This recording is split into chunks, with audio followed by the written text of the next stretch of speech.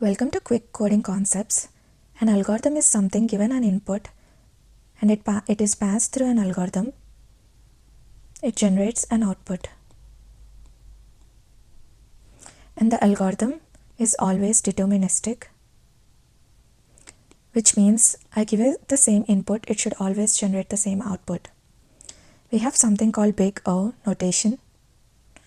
This notation is used to measure the time and the space complexity.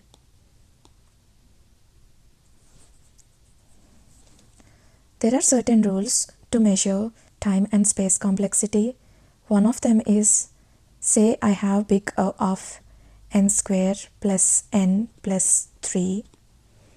I generally ignore the constants, and also one of the things the big O is measuring is, as my input increases and tends towards infinity, how is this impacting the time or the runtime we call of my algorithm. So in this case, as n increases, the O of n square grows much faster than n. So this can be considered as O of n square. The similar principle applies if we have larger terms O of 2 to the power of n plus n square plus 5. We simply consider it as O of 2 to the power of n. So if we see different time complexities, we have the constant time, which is always great if our algorithm runs in constant time. And then we have O of log n.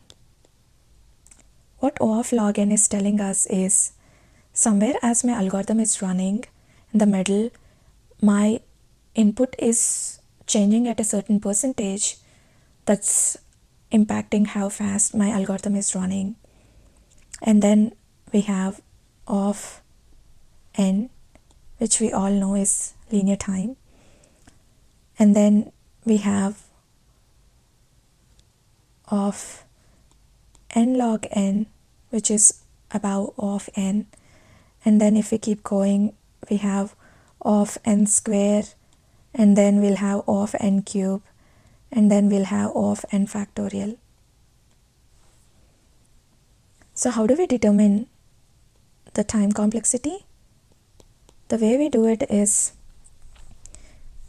one of the examples, if we go straightly to the examples, if we have single for loop in our code that's looping through I equal to 0 and I is looping through I less than n, where n is the size of the input.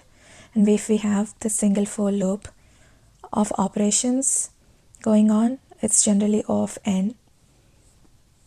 And O of n square is generally a for loop inside I equal to 0, I less than n, I plus plus, and then we have another for loop saying j equal to 1 and say j less than n, j plus plus, and then we are doing something inside here.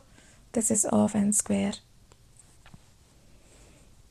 Say I have for loop and then I have another for loop. This is running m times, this is running n times, then I have O of m plus n. This is how we determine different time complexities. And O of log n, we will see later, but algorithms like binary search reduces our input n by half on each iteration. So if we are first working on n samples, then we'll be searching n by 2, and then we'll be searching n by 4.